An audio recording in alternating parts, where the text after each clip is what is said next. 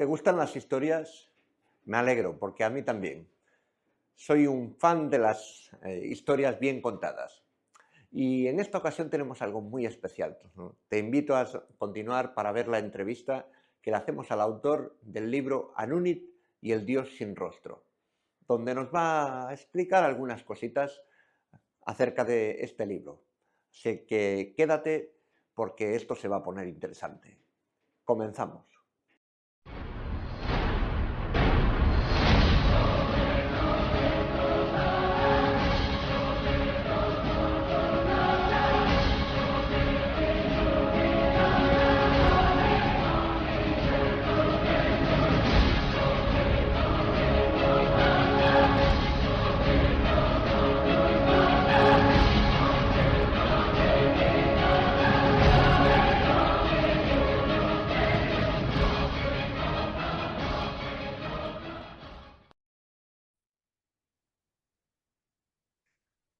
Bueno, pues buenos días, bienvenidos a este canal que ya sabéis que se llama El Rincón de Pensar. Hoy tenemos algo muy especial porque es la primera vez que lo hacemos. Siempre hemos hecho alguna entrevista con autores de libros y ya llevamos un tiempo, pues cuando nos hemos enterado, entonces hemos podido hacer la entrevista. Pero es que hoy precisamente tenemos con nosotros un autor que recién acaba de salir su publicación de un libro, de una novela, que algunos me conocéis, otros no, pero hoy os lo puedo decir, que soy un fan de las historias, de las novelas, de todas estas cosas que lo que hacen es abrir la imaginación y, en fin, sin más dilación, podemos presentar o que se presente el mismo. Bienvenido, Miguel Ángel. Pues hola, muy buenos días, Rubén. Muchísimas gracias por invitarme. La verdad que es un placer estar aquí. Yo soy Miguel Ángel Pozo, soy pastor en la Iglesia Evangélica Bautista de Alcalá de Henares y soy profesor en el Seminario Bíblico Bautista Español. Y pues cuando dices que acaba de salir, es que literalmente acaba de salir hoy mismo. Ha salido el libro Anunit y el Dios sin rostro. No es mi primer libro, pero sí es mi primera novela. Y pues la verdad, Rubén, comparto totalmente contigo el amor por las historias, no solamente por los libros en general, que también, pero específicamente por las historias. Y creo que hay muy buenas razones para hacerlo. Sí, ¿Por qué eres fan de las historias? mira. Estoy convencido de que hay ¿cómo decirlo? Un túnel, un hilo que conecta las historias con el corazón. Y esto es así por diseño divino. Esto es así porque así es como somos. Y si simplemente tienes que pararte a pensar un poco en cómo se aprendía, cómo se transmitían el conocimiento y los valores durante toda la historia, antes de que llegara la televisión y Netflix y quizá de nuestros abuelos, las historias por la radio o alguna cosa por el estilo, que aún así eran historias. Pues era el abuelo o el padre allí alrededor del hogar, del fuego por la noche y contaba historias. Así es como ha sido durante toda la vida. Pues eh, cuando vemos la Biblia, por ejemplo, el libro de los libros, más de la mitad son historias. O sea, podríamos considerarlo novela perfectamente, es el género narrativo. Entonces, hay algo muy especial en las historias.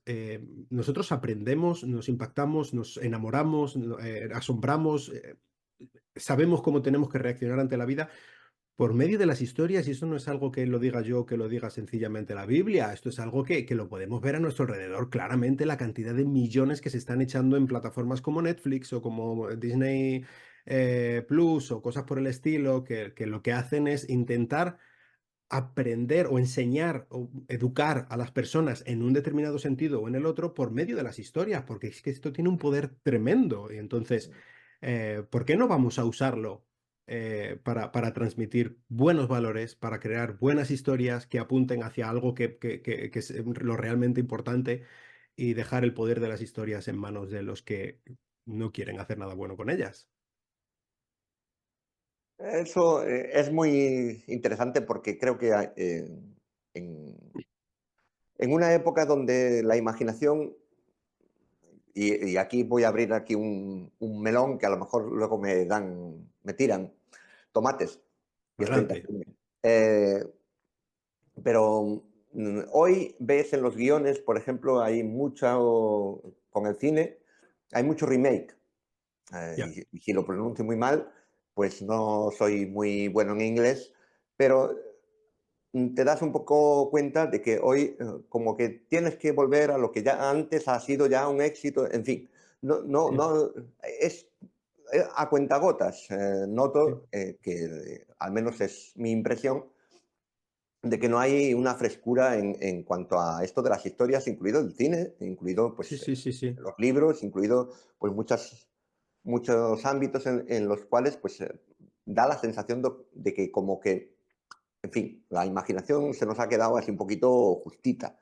Sí. Ah, Sí, yo, y no solamente remakes, es que además son remakes como en el que se intenta rediseñar o refundar o reescribir la historia de acuerdo a los nuevos valores, a los nuevos dogmas y tal. Entonces, no es solamente una falta de originalidad, es un intento de pervertir lo que siempre ha habido, consciente y activo.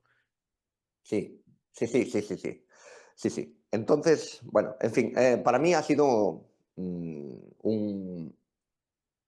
una frescura estar, no lo he terminado, ya te lo avisé, que no he terminado. Esta semana lo he tenido bastante complicado por causa de mi trabajo y demás, pero te comenté que la historia engancha y engancha, en fin. Pero antes de entrar un poquito, que no vamos a hacer spoilers, ya lo aviso a todos los que estáis viéndonos, pero sí que me gustaría saber qué es lo que te llevó a escribir Anunit. Ujú. Bueno, todo esto es un viaje, ¿vale? Mira, cuando yo estaba, sobre todo fue cuando estaba estudiando estudié un máster en Estados Unidos. Fui para allá con mi mujer y mi hija. Tengo tres hijos, que no lo he dicho antes, imperdonable. Yo estoy casado con una paisana tuya de la Terra, Rebeca, de Barcelona, y tengo tres niños, Miriam, Alicia y Álvaro. Pues solamente teníamos a la primera en aquel entonces. Fuimos a Estados Unidos, estuvimos allí viviendo un tiempo en lo que yo estaba estudiando el máster allí. Entonces fue un tiempo muy difícil, ¿vale? A nivel económico, a nivel de trabajo, yo estaba haciendo todas las asignaturas posibles en inglés. Yo soy español de toda la vida y vamos, inglés, pues sí, me defiendo, ¿vale?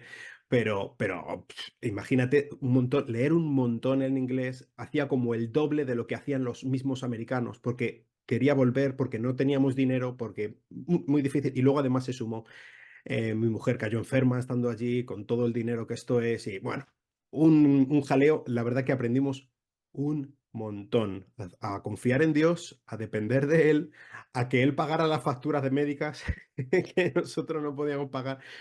Bueno, en fin, en resumen, cuando terminé el máster, mi mente estaba agotada de leer. O sea, no quería volver a agarrar un libro. Ya está, es así. Mi mente dijo, hasta aquí, chaval, has llegado hasta aquí te lo he permitido, has acabado, olvídate. Y incluso me costaba poder tomar un libro para preparar predicaciones o estudios o clases. Y fue difícil. Y lo que en cierto sentido, lo que me redimió a la lectura, lo que me devolvió a la lectura, fue la novela, específicamente la novela histórica. Empecé leyendo, pues mira, Santiago Posteguillo. Y empecé leyendo de la historia de Roma y tal, y fue lo que pues, me volvió a entrar hambre y pude volver. Luego sí, volví a leer libros teológicos, sigo leyendo libros teológicos y tal, pero... Y en cierto sentido, cuando estaba en ese momento de volver a retomar el hambre por la lectura, me paré a pensar y digo, qué tragedia, ¿no? Mm. Qué tragedia que me aburra de leer acerca de la verdad. Y ¿por qué hemos tomado este sentido los cristianos de que para que algo sea bueno doctrinalmente, para que algo me diga la verdad, necesariamente tiene que ser aburrido y no puede Mm. ser una historia? ¿Por qué no podemos enseñar la verdad de una manera entretenida? Decía un profesor, que no hay un pecado más grande que aburrir a la gente con la palabra de Dios. Y muchas veces eso es precisamente lo que hemos tomado como que es decir la verdad o hablar de parte de Dios, es aburrir al personal. Y esto es horrible. O sea, esto es horrible. Entonces, en el primer libro que escribí durante la pandemia, es un comentario acerca del libro de Ruth. Yo Ujú. intenté, que se llama Rosa por ceniza, si alguno lo quiere buscar, por ahí anda. Eh, También lo pondremos ahí enlazado. bien, bien. Pues cuando yo escribí este libro, claro, el libro de Ruth es una novela. O sea, en sí, tú lees los 4 capítulos del libro de Ruth, es una historia bellísima. Así que yo lo que intenté fue, sí, contar la historia, pero que fuera de una manera, o sea, contar lo que había de una manera, es un comentario devocional, pero sobre todo es una novela y lo puedes ver. Y luego he escrito otro libro, salió el noviembre pasado también, se llama La mano que mueve al mundo, acerca del libro de Daniel, que sobre todo la primera parte de los primeros 6 capítulos es una novela, es, Mm, es, es historia, es narrativa. Entonces, eh, en cierto sentido, yo estaba un poco con la cosa cuando estaba escribiendo el libro de Daniel, estaba ya pensando en novela. Mi mente estaba pasando a la fase novela. Y yo estaba pensando, ¿cómo puedo dar el salto de escribir comentarios bíblicos, por muy novelados que sean, a escribir novela? Y lo vi en un sentido como algo muy orgánico, muy natural, porque realmente lo que estoy haciendo es seguir la manera en la que está escrita la Biblia, seguir la manera en la que Dios se ha revelado, y la mayoría de la manera en la que Dios se ha revelado es a través de historias. Así que, ¿por qué no voy a contar historias para intentar transmitir aquello mismo que Dios intentaba transmitir por medio de sus historias? Así que es precisamente de ahí de donde viene Anunit. De hecho, cuando estaba estudiando para escribir el libro de Daniel, me quedé fascinado con el mundo de Mesopotamia. La teología de Mesopotamia, la historia, la cultura, el mundo que rodeaba todo aquello. Mucho de la historia bíblica pues transcurre allí. Abraham fue llamado de allí, luego vuelven los judíos, los israelitas primero con los asirios, luego los judíos cuando son exiliados y tal. Allí tenemos varios de los libros, el libro de Daniel sin ir más lejos, el libro de Esther. eh, Tenemos varios libros que fueron escritos allí, Ezequiel. Entonces, pero es un gran olvidado. Aquí, ujú. al menos en España, y yo creo que en general en el mundo cristiano, nos gusta mucho la historia romana, quizá incluso la historia griega. Hay un montón de libros, y miran los libros de Francine Rivers, Manuel Elizondo, hay un montón de medieval, de Roma, pero no hay nada de Mesopotamia. No hay nada de Mesopotamia. Y creo que es algo fascinante y es algo muy necesario que lo entendamos, porque de ahí viene mucho de lo que nosotros, de lo que hay en la Biblia. El trasfondo, cuando llegamos al Nuevo Testamento, viene mucho del mundo de Mesopotamia. Entonces es importante que lo entendamos. Sí, ya me has contestado la otra pregunta que la tenía aquí en la recámara, pero Vamos. está muy bien. Ah, sí que estoy de acuerdo contigo en que hoy, y esto es un reto que tenemos las personas que compartimos de alguna manera, un poco ya sea más públicamente o más privadamente, pero es un reto, precisamente como tú muy bien has apuntado, incluso el mismo Señor Jesús, el mismo Jesús, el Maestro de Maestros, usaba historias y usaba cosas de la vida Claro. cotidiana para transformarlas. Escuché a una persona que es profesional de la comunicación que le hicieron una Ujú. pregunta: ¿qué piensas acerca de Jesús? Y él rápidamente, al instante, dice: el mejor comunicador de la historia. Mm. Y decía, pues precisamente lo que acabo de decir, ¿no? Que usaba cosas de la vida cotidiana y que por eso impactaban tanto en la vida de la gente, porque hablaba a la gente, contando con la gente y en el mundo en que vivían. Y Ujú. entonces, es el reto que creo que nos enfrentamos no solamente los escritores, como tú, y los aficionados a escribir, como un servidor, que no soy Ujú. escritor, pero soy aficionado a escribir. El reto es precisamente cuando hablamos, cuando estamos, de hablar, de entender que no por adornar demasiado es como se llega mejor, o por ser tan profundo, tan técnico a veces, Ya. sino que es precisamente usando elementos de la vida cotidiana y elementos incluso a veces del pasado, Ujú. como es el mundo de Mesopotamia. Para mí es uno de los, te lo voy a confesar, es uno de los grandes desconocidos. Como tú Claro. muy No, y bien para casi todo el apuntas, mundo, ¿eh? Sí, suena muy extraño, muy lejano, muy de el lejano oriente, que se nos hace así como un poco, mm, pero extraño. Extraño sí, también, eh, ¿cómo decir? Porque incluso en el procesamiento del pensamiento no es lineal como el nuestro. sí. Entonces, eso me ocurre cuando hablo con personas pues, de otro trasfondo cultural, con personas de trasfondo musulmán, por ejemplo, Sí, personas sí, sí. judías, incluso. Su manera de procesar el pensamiento, de transmitir las ideas, no es lineal. Ujú. Punto uno, dos, tres, cuatro. No, ellos lo hacen así. Entonces es un poco, en fin. Eh, a ver, ah, tenía aquí la chuleta. Y lo siento, este es esto. Am, ¿Qué te gustaría que te dijeran sobre Anunit? Porque los tiempos de los escritores han cambiado mucho. Antes, cuando se escribía, si te enviaban un correo, una carta escrita de aquellos escritores, yo qué sé, como libros que me mandaban a mí leer en el colegio, y veías que después pues la gente se molestaba, gastaba tiempo en escribir una carta que enviaban después a través de correos y tenían su apartado, me imagino, y recibían miles de cartas. En fin, entonces, ¿qué te gustaría que te dijeran? Porque hoy los escritores están muy abiertos, a que todo el mundo comente y sin filtro.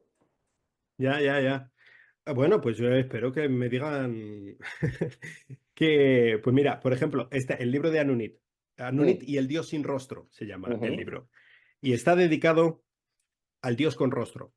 Entonces, ¿qué me gustaría que me dijeran? Pues gracias por acercarme al Dios con rostro. Ese es lo que a mí me gustaría que me dijeran, porque es mi intención, ¿vale? Es verdad que el libro yo lo he escrito pensando en que sea útil, que sea entretenido y que sea bueno para cristianos Mm, comprometidos, pero también para gente que no tiene nada que ver con el cristianismo, ¿vale? Entonces, por ejemplo, algunos de mis lectores cero, es decir, algunas personas a las que yo les he enviado el primer borrador de mi libro para que me digan, antes de que salga a la venta, me digan pues qué cosas ven, que no encajan o que no les parece, bueno, eh, algunos de estos eran amigos míos de toda la vida que no son creyentes, ¿vale?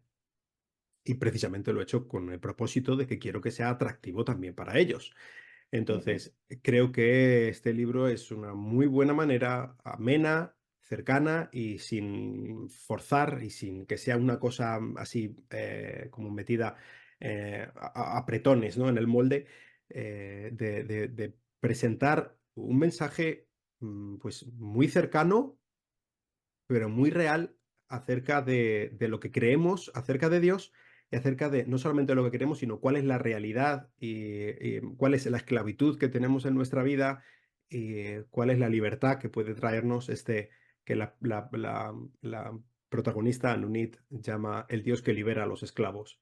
Entonces, eso es lo que me gustaría. ¿Qué es lo que me gustaría que me dijeran? Pues gracias por acercarme al Dios sin rostro, gracias por presentármelo. Eso sería para mí, ¡buah! Como un regalo.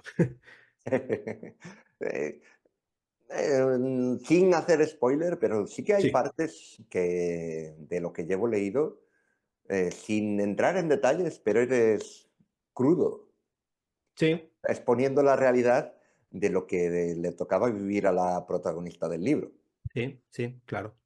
Sí, vamos, no es ningún secreto porque además está, y en el blog de mi página web he ido ya diciendo algunas cosas como para poner en contexto el mundo en el que transcurre, no solamente este libro, sino los que vendrán. Este es el primero de una saga.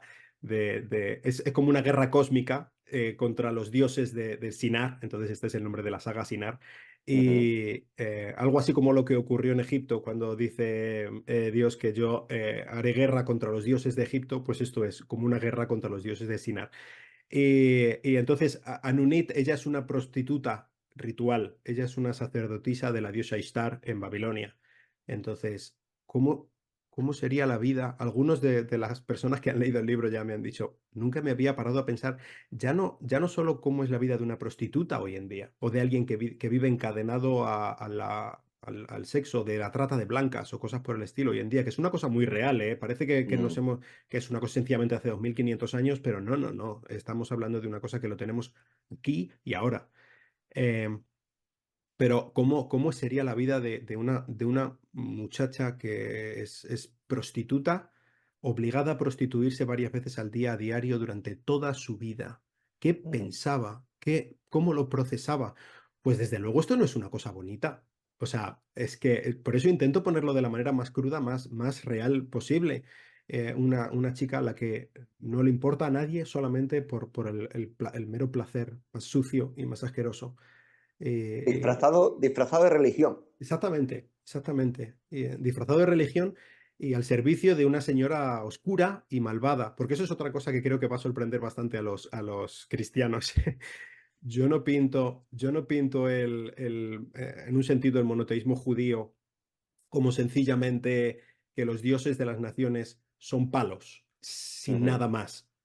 Yo sé, porque la Biblia lo dice, y así lo afirmo claramente en el libro, que hay una guerra espiritual Mm. y que Ishtar es una entidad viva, es una entidad poderosa, es una entidad con voluntad y que tiene su culto y que tiene sus agentes y que actúa realmente en el mundo de los hombres. Así que el mundo de Babilonia, el mundo de Sinar, en este caso, es un mundo dominado por fuerzas oscuras que tienen esclavizadas a las personas y creo que es un reflejo muy claro de lo que realmente ocurre en el mundo, ocurría entonces y ocurre ahora quizá de otra manera un poco más, han mutado, pero es el mismo principio, es la misma realidad. Estamos en medio de... Nuestra guerra no es contra sangre ni carne, como dice Pablo, ¿no? Sino contra principados y potestades. Y entonces aquí está la clave, este Dios sin rostro.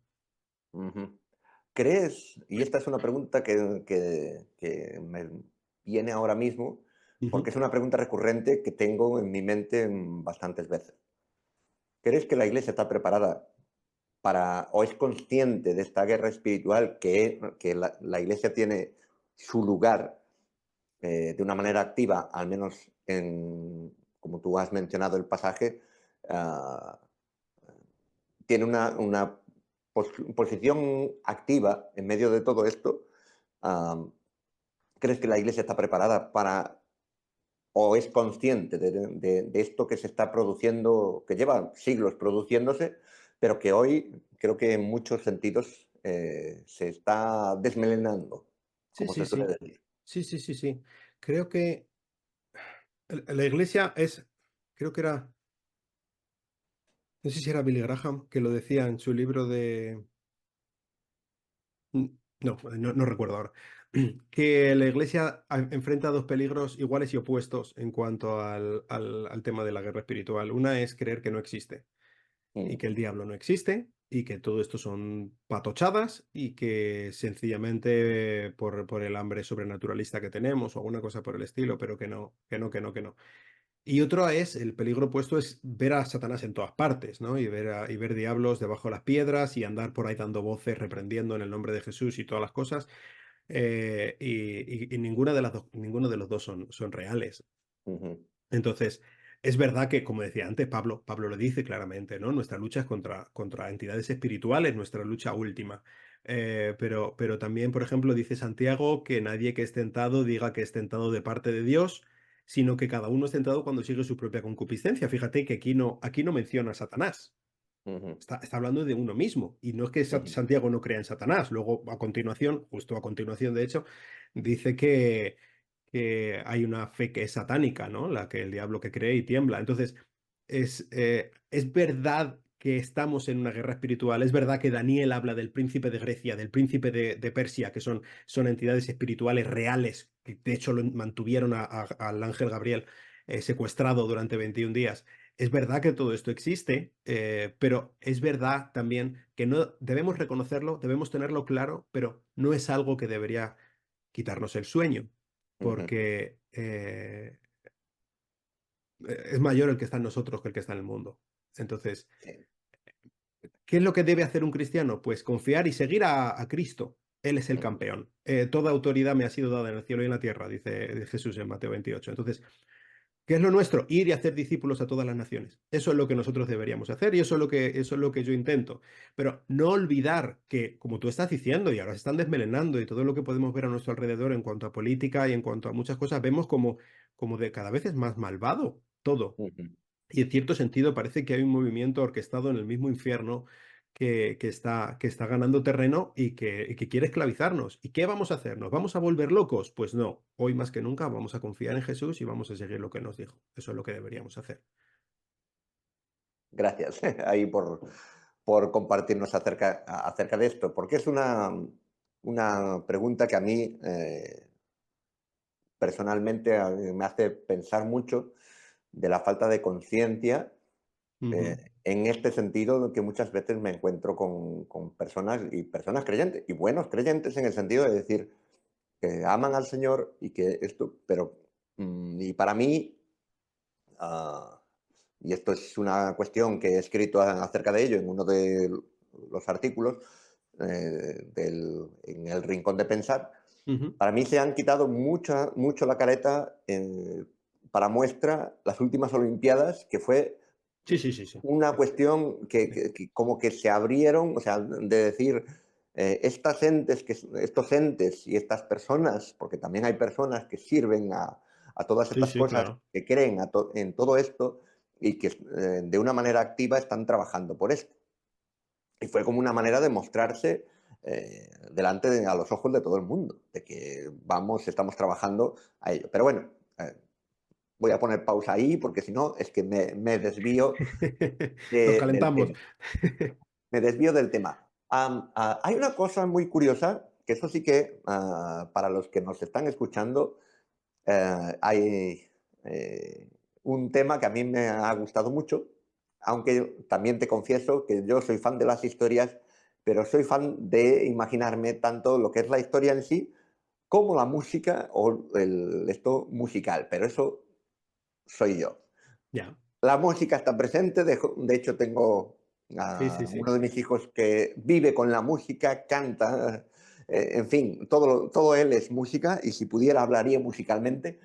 Ah, pero explícanos un poquito lo que es la selección musical, porque os aviso, en el libro hay un código QR donde te desvía a toda una selección musical en Spotify y puedes poner esa selección musical mientras vas leyendo el libro, lo cual a mucha gente le gusta mucho eso. Pero explícanos un poquito, a ver. No, yo soy de ir con los cascos por todas partes y voy a sacar a la perra y voy con los cascos escuchando música, me encanta. Y pues cuando estaba pensando cómo puedo hacer también para intentar transportar no solamente a Mesopotamia, hay algunas canciones que son, pues quizás puedan sonarte demasiado exóticas. Y luego otra sencillamente, pues que es más la épica, intentar transmitir la épica de la situación en cada capítulo, pero mi intención pues eso es acercar lo más posible al lector, al espíritu, a lo que está ocurriendo en la novela pues a mí una cosa que yo estaba haciendo cuando estaba ideando la manera de poder presentar el libro es qué es lo que a mí me gustaría que el lector, que un autor del libro que yo estoy leyendo hiciera por mí, pues eh, una banda sonora. Yo no he compuesto ninguna canción ni tengo ninguna intención de hacerlo, gracias a Dios. Pero sí que me gusta escuchar música, así que durante quizá el último año y pico he estado escuchando y seleccionando y buscando y borrando, actualizando la lista constantemente para ofrecer una lista de reproducción que sea lo suficientemente inmersiva en la historia para que te pueda transportar a la historia, pero que no moleste a la lectura y que puedas leerlo tranquilamente. Entonces, esa ha sido un poco la cosa, como un poco ofrecer. Si no quieres, pues ahí está el QR y pasa de él, pasa página y ya está. Pero si te gusta la idea, pues ponte los cascos y mientras que lees la historia, pues así es un poco una inversión un poco más tridimensional, ¿no? En la historia. Qué bueno, qué bueno. Sí, porque creo que una de las tragedias que ocurre hoy en día, y lo pongo en plan negativo, pero se puede resolver. es estimular precisamente la imaginación. Claro que sí. Entonces, en este sentido, con herramientas, a veces con una herramienta pues como esta, de Sí, sí. simplemente escuchar música. Y hace poquito escuchaba de que una manera de las maneras más efectivas de estimular la mente se da precisamente en personas que escuchan por lo menos 30 minutos al día de música. Ajá, no sabía. Entonces, yo ahí lo dejo Ya, ya, ya. Sí, de yo hay una que... cosa que me ha pasado siempre, no sé si es Mm, porque yo soy así de friki o porque es que es, no lo sé, por la música en sí, pero a mí me encanta pues así música épica, instrumental y así, ¿vale?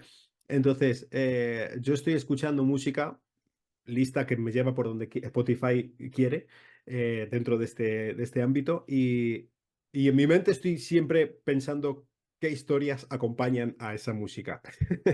¿Qué es lo que está pasando en ese momento? Quizá también por hemos nacido, hemos crecido viendo películas y mm, cosas así, entonces esto pues está un poco metido en nuestro ADN.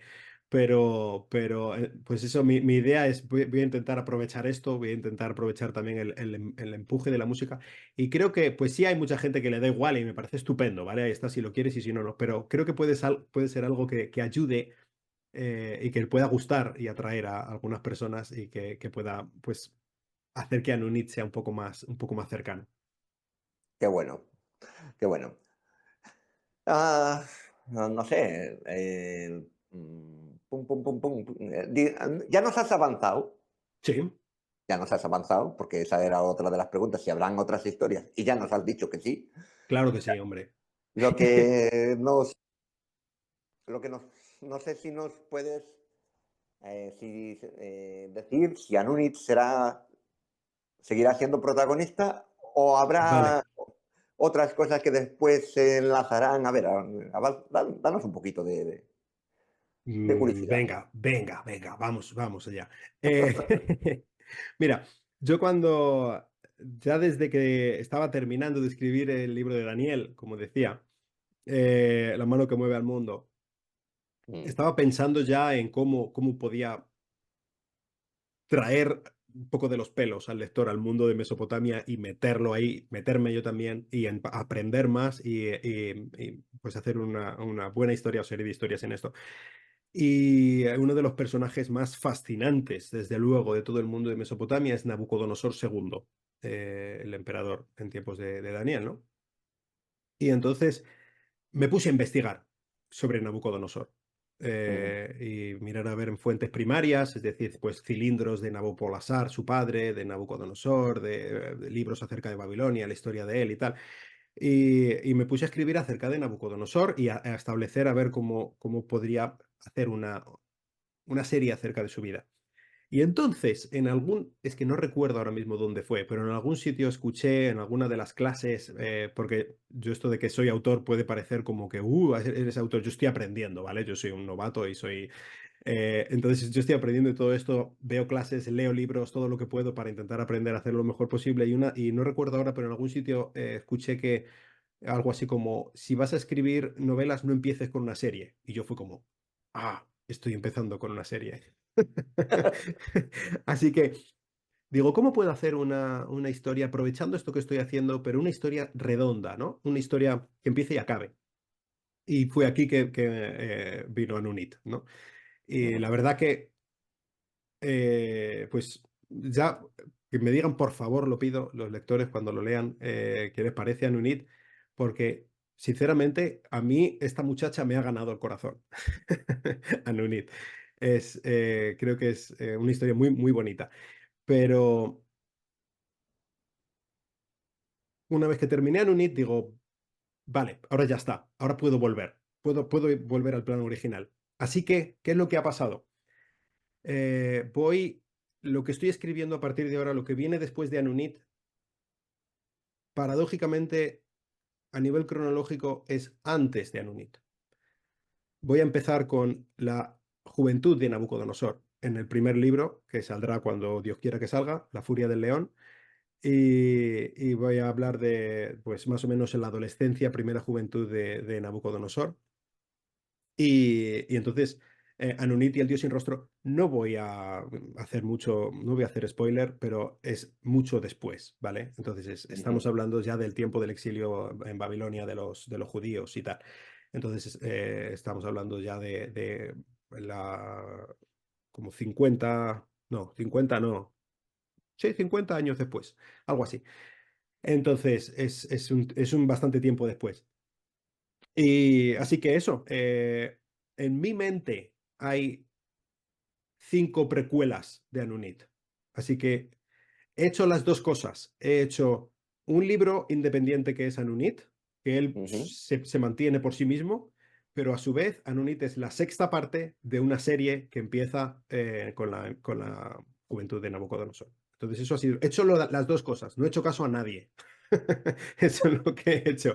He hecho un libro solo, pero también una serie integrado. Así que Anunit es un poco como la cara amable, la bienvenida al mundo de Sinar, y después de Anunit vienen varias precuelas. Me encanta la gente que rompe las reglas ahí. Yo también soy un poco así. A veces me paso de romper, de rompedor y en fin, pero me encanta. Creo que eso es muy bueno y ya cuando sea en tu mente y esto, para hablar de la juventud de uno de los emperadores que marcaron la historia del mundo. O sea, Desde luego. no Sí, nos sí, sí. hacemos a veces una idea porque nos queda muy lejano en el tiempo de lo que supuso Nabucodonosor y Ujú. otros emperadores. De Alejandro Magno se ha escrito más, por ejemplo, Sí, de Julio César, claro. muchísimo, de todas, pero en el mundo antiguo se nos pierde un poquito de vista, tal vez, creo, a mi entender, de lo que significó pues, el antiguo Egipto, por ejemplo, en la época en que vivió Moisés, era una de las civilizaciones más avanzadas de su tiempo. Ujú. Todas estas situaciones que no nos damos, tal vez no nos hacemos una idea de lo que pueden, de Sí, lo que incluso podían estar viviendo en su juventud, en medio de un palacio, de pertenecer a una dinastía, todo sí, sí, esto, sí. en fin, lo digo porque Sí, estoy dando el libro de Nehemías y hay muchísimas cosas que sorprenden ahí, claro, porque, en fin, y no voy a hacer claro. spoiler, que estamos E hablando de... incluso el mundo egipcio está mucho más conocido que Mm, el mundo de Mesopotamia. sí, Eh, yo creo que también porque Egipto es mucho más seguro y pueden haber excavaciones arqueológicas mucho más normales o funcionales, digamos, que en Irak, Irán, Afganistán y todo esto, que Siria, pues imagínate Siria cómo está ahora, como para ponerse a excavar. Entonces, pero la verdad es que mucho no lo sabemos, no lo reconocemos, pero mucho de lo que tenemos nosotros ahora mismo viene de Mesopotamia. sí. No somos sencillamente un fruto así abstracto de Grecia y de Roma y del cristianismo y judaísmo, claro. Viene mucho de Mesopotamia y ahora mismo son las 10:38. Esto viene de Mesopotamia. Ujú. O sea, es que tan sencillo como eso. Sí, sí, sí, sí, sí. Bueno, esto ya, yo no soy genetista, pero una vez vi como que, creo que lo puse, no, lo leí con Felipe Saint, uno de los autores evangélicos que precisamente ilustraba, era dibujante, yo esto no lo sabía, me enteré después, y decía que probablemente si regresáramos en las generaciones anteriores, nos daríamos cuenta de que incluso Pero claro. racialmente, y esto me sorprendió muchísimo, los primeros pobladores de la Tierra seríamos muy parecidos a la gente de allí. Ujú. Eso, o Y sea, los españoles, y los españoles, tenemos mucho de esto, ¿eh? Porque sí, claro, mucha gente de en Al-Ándalus venía de Siria, venía de Bagdad, venía de allí mismo. Entonces, pues probablemente haya por nuestras venas corriendo de la sangre real de Nabucodonosor II, no creo, o sea, no creo, pero de su primo. Vamos. sí, sí, es muy, muy profundo todo esto. Pero bueno, por lo menos intentamos, así con esta entrevista, abrir una ventana a la imaginación y a todas estas cosas a los lectores de Anunit y los que vengan después. Y mm, vamos eh,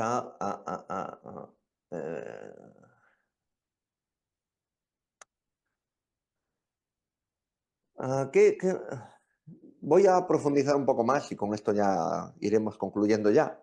Ujú. Pero dijiste que te fascinaba Mesopotamia por todo lo que significa la profundidad, la cultura y todas estas cosas. Sí. Pero no sé si soy yo. ¿Qué fue el detonante que dices, algo concreto que dices, ostras, esto no lo había pensado nunca jamás y fue lo que te hizo clic acerca de toda esta región? Pues mira, por ejemplo, cuando estaba estudiando las visiones de El sueño de Nabucodonosor, capítulo 2 de Daniel, ¿no? Ujú, Eh, y estaba aprendiendo acerca de este mar turbulento del que salían las bestias, el león con alas de águila y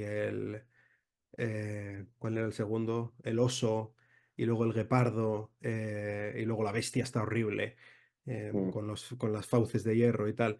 Pues un poco aprendiendo cómo veían esa visión las personas que primero la recibieron. ¿Qué es ese mar según mm, Mesopotamia, según la cultura, la cosmovisión mesopotámica?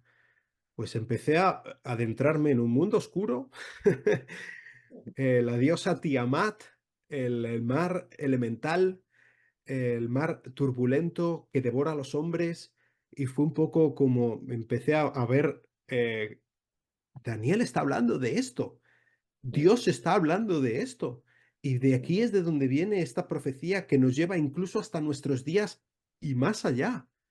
Entonces, esto es importante. Esto no es cualquier cosa que simplemente debamos desecharlo como una pavada que estaban creyendo por aquel entonces porque eran muy primitivos, no como nosotros que somos occidentales y sabemos la auténtica realidad. Entonces, empecé a meterme en todo esto y eso, empecé a ver también un poco desde la perspectiva, esta que comentaba antes la peculiaridad del monoteísmo judío, que ujú, no es tan pétreo o tan férreo como nosotros hemos llegado a convertirlo. Es verdad, según los judíos, que pues Deuteronomio 6:4, el mm, Shema, ¿no? Shema, escucha a Israel, el Señor tu Dios, el Señor uno es, ¿vale? Los judíos son monoteístas, creen ujú, que hay un solo Dios. Ahora, en el concepto, o en el significado de la palabra Dios es donde está la clave, ¿vale? Porque el Antiguo Testamento sí que habla de otros dioses y mm, lo habla como de entidades que existen. Los mesopotámicos, pues sumerios, acadios, asirios, tenían nombres para estas entidades. Y ujú, entonces aquí es donde entra en este libro, cada uno de los libros es como una guerra contra una batalla contra un dios diferente, ¿no? Entonces, en el primer libro, este Anuniti, el dios sin rostro, el enemigo a batir es Ishtar, ¿no? Como podéis imaginar. En el siguiente será Nergal, en otro será Enki, en otro será Marduk. Entonces hay diferentes entidades que es el nombre quizá que le han puesto los sumerios o los acadios en Babilonia, pero es un poco el ver que esta es una guerra real, en cierto sentido. mm, Y pararme a pensar cómo sería la vida para los judíos, qué estaría pensando un judío específicamente uno de la familia de Akub, como aparece en el libro, cómo vería su realidad esclavizados por dioses paganos, por reyes paganos, gentiles, incircuncisos. Pues como empieza el prólogo del libro, ¿no? ¿Cómo sería celebrar la Pascua en esta situación? ¿Cómo voy yo a celebrar? Es la rebelión precisamente de uno de los protagonistas, Caleb, ¿no? ¿Cómo voy yo a celebrar la liberación de Dios de su pueblo para llevarnos a la tierra que fluye leche y miel, para librarnos de los dioses de los egipcios? ¿Cómo lo voy yo a celebrar siendo esclavo de los dioses de Babilonia? ¿Cómo voy yo a celebrarlo siendo esclavo en una tierra extraña? Entonces, el intentar conjugar estas dos realidades, el monoteísmo judío con la realidad que habla el Antiguo Testamento y el Nuevo Testamento también, acerca de los dioses, ¿vale? No al nivel de Dios, ¿vale? No son creadores, Dios es el gran creador, es el Dios altísimo, tal y como dice Daniel, pero esto no Ujú, significa que en cierto sentido depende como el significado que le des a la palabra Dios, pero ujú, sí que hay otros dioses, sí que existen otros dioses. Pues llámalo como quieras, llámalo pues eso, Marduk, llámalo Venus o llámalo Ishtar, pero hay una guerra cósmica y esta es una guerra, la guerra que estoy intentando plasmar en el libro y es una guerra básicamente por liberar esclavos. Una guerra por la redención, una guerra que desde luego culminaría en una cruz y en una tumba vacía, pero esta guerra ya estaba en ciernes, como vemos, por ejemplo, en el libro de Daniel, en los tiempos de Nabucodonosor. Y así que es un poco la comprensión, el meterme un poco a comprender cómo era el mundo donde esta guerra se estaba desarrollando, quiénes eran los combatientes contra los que estaba luchando Dios en ese momento y los suyos, sus ángeles, como pues de nuevo vemos en Daniel capítulo 10, por ejemplo, eh, pues ¿qué es lo que estaba pasando? Pues es un poco a lo que intento poner piel y huesos y carne en la historia de Anunit y las que vendrán. qué bien, qué bien. Dicho sea de paso, esta guerra continúa hasta nuestros días. Lo que pasa, Exactamente. de hecho, escuché o leí una vez de que precisamente la religión babilónica se le llamaba la religión en misterio. Ujú. Y ahí vamos a poner puntos suspensivos porque ahí hay muchas cosas que son ocultas, que permanecen hasta nuestros días, mucha simbología, Sí, muchas sí. cosas que a día de hoy pensamos que no están, pero sí están.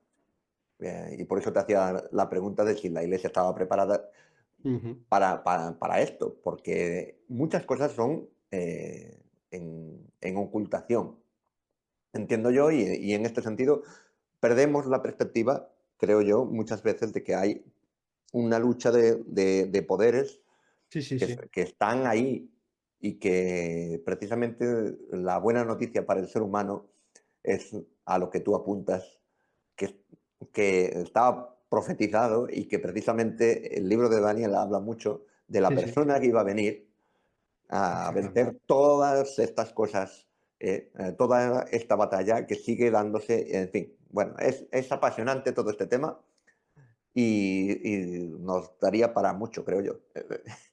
Am, quiero que me hagas un resumen. Yo podría hacerlo, pero me voy a contener porque ya te dije que tengo tendencia a, pero quiero que hables muy directamente a las personas que nos están escuchando y que nos digas eh, por qué leer Anunit, qué es lo que va a suceder en la mente de las personas que lo van a leer y a qué les quieres animar. Bueno, yo estoy seguro que Anunit no va a dejar indiferente a nadie. Anunit, pues mira, hoy en día vivimos en el tiempo del feminismo, ¿no? Y del puño en alto del 8M.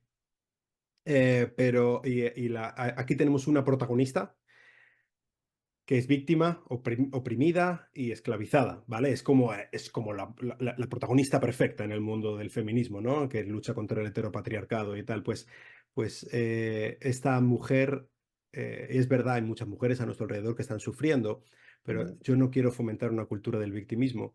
Esta mujer es una mujer que es fuerte porque se apoya en Dios. Esta mujer es fuerte porque acepta sus errores. Esta mujer es fuerte porque acude a quien debe acudir y descansa en quien debe descansar. Entonces, si eres una mujer, esta historia te va a encantar. Y creo que te va a ayudar mucho y creo que va a romper muchos estereotipos Intento ser bastante profundo en cuanto a los sentimientos y en cuanto a las motivaciones de las personas. Hablo, si eres un hombre, esta historia te va a gustar mucho y creo que es muy útil. Hablo mucho de lo que significa ser un hombre en un mundo en el que ser hombre es un poco pecado, ¿no? Y el mejor hombre es serás mejor hombre cuanto menos hombre seas. Mm. Y hablo del el tema del hombre como protector, el hombre como que el que se sacrifica, incluso aunque no vayas a ganar nada, incluso aunque lo vayas a perder todo por sacrificarte. Y intento hablar bastante acerca de esto. ¿Tienes problemas con la fe? ¿Tienes preguntas que estás gritando delante de Dios y parece que no te está contestando? Pues esto es precisamente lo que ocurre también en este libro. Y entonces hay crisis de fe muy fuertes, muy poderosas y lógicas, ¿vale? Son lógicas muchas veces que tengamos este tipo de crisis de fe y de preguntas delante de Dios y de decirle, ¿qué estás haciendo que no entiendo nada, absolutamente nada? Creo que hay pues también bastantes respuestas de una manera, pues en una novela, de una manera amable, de una manera cercana, no intentando pontificar o crucificar a nadie, pero sí desde el corazón y muchas de las cosas, algunos de los personajes que aparecen en el libro, soy yo, ¿vale? Soy yo que estoy ahí puesto, yo con mis errores, con mis miedos, con mis fracasos. Entonces, creo que este libro hay encapsuladas algunas cosas que necesitamos escuchar, quizá no en un libro, como decía antes, en un libro que te dé 5 claves para poder llegar a ser feliz o alguna cosa por el estilo, pero sí de una manera que que puedas leerlo y que puedas pensar, uf, pues esto es verdad. Y aquí estoy yo. A ver, más de 25 siglos de distancia, ¿no? La otra parte del mundo. Pero estoy aquí exactamente. Entonces, creo que Anunit es una historia bonita, como decía antes, es una historia pues, que da esperanza y tal, pero sobre todo es una historia que está pensada para llegar al corazón y para que pensemos cosas importantes y tomemos decisiones buenas en nuestra vida, no por tonterías o no porque lo he leído o lo he visto en algún sitio, sino porque de verdad me veo allí y yo estoy allí en ese punto y entiendo que esta es la mejor decisión. Entonces, esta es un poco la idea. Creo que este libro, si lo lees de verdad con la mente abierta, puede cambiarte. No porque yo lo haya escrito muy bien ni nada por el estilo, pues lo he hecho lo mejor posible, ya está. Pero porque intento apuntar a este Dios con rostro del que estoy hablando, o como decían los babilonios, como yo digo que decían los babilonios, el Dios sin rostro. Qué bueno. Eh, Precisamente por esa razón es que desde el Rincón de Pensar nos ha encantado esta historia, este planteamiento, precisamente pues para hacer pensar ahí Ujú, a las personas y decir de paso que tanto en este canal de YouTube donde se va a subir este vídeo, tanto en el blog, lo que queremos es echar una mano, no por el hecho de vender, que estoy seguro que no es el propósito de Miguel Ángel, él ya tiene ya bastante, mucho trabajo, por lo que tengo sí. entendido, pero sino porque precisamente desde este lugar, desde este entorno del Rincón de Pensar, nos gusta fomentar precisamente eso, el ejercitar la mente, el pensar, el razonar, el hacerse preguntas, incluso preguntas fuertes, tanto a Dios como a las personas, que confronten y que no te dejen indiferente Ujú, en cuanto a lo que le sucede a uno, en cuanto a los pensamientos, en cuanto a las circunstancias que cada uno pues, experimenta y que hay cosas que no nos hacemos una idea muchas veces de lo que les ocurre a la gente. Pues a la gente como a Nunit o gente que trasladándolo en el tiempo deben de plantearse cosas muy serias, muy fuertes, en fin. ujú. Todo esto es un ánimo, una gozada de poder estar ahora compartiendo todo este rato con el autor y de verdad te damos muchas gracias por todo lo que nos has transmitido hasta aquí. Animamos a todo el mundo a que si te pica la curiosidad, compra Anunit y léetelo Ujú. desde el principio hasta el final. Y Y luego, por favor, si lo haces, cuéntame qué tal. Si quieres dejar una reseña en Amazon, genial, o si no, pues tienes mi información de contacto, redes sociales en la página web pozoMangel.es y allí puedes contactar conmigo. Cuéntame qué tal. Estoy deseando escuchar y leer a ver qué os parece. perfecto. Bueno, Miguel Ángel, muchas gracias por este tiempo que nos has dedicado Muchísimas gracias a ti, Rubén. y, y bueno, esperamos poder tenerte aquí con lo siguiente que vendrá. Si Dios quiere, Yo así será. extiendo la invitación y luego ya, ya nos irás comentando, ¿vale? Un Muy bien. abrazo. Un abrazo.